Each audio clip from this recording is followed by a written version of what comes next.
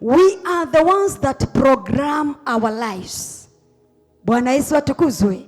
Ya kwamba sisi wenyewe ndio tuko na uwezo na nguvu na tuko tayari na mamlaka katika vinywa vyetu za kuprogram maisha yetu ama mwaka huu ambao tunauanza wa 2026.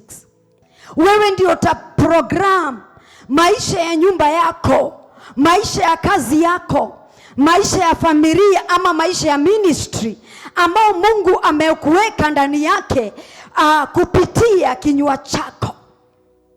Bwana tukuzwe. Kupitia maneno ya kinywa chako, kupitia maneno ya kinywa changu, mimi ndio nitapanga mambo ambayo itakavyokuwa mwaka wa 2026, kwa sababu nimepewa uwezo, kwa sababu nimepewa nguvu katika ulimi wangu. Praise be to God.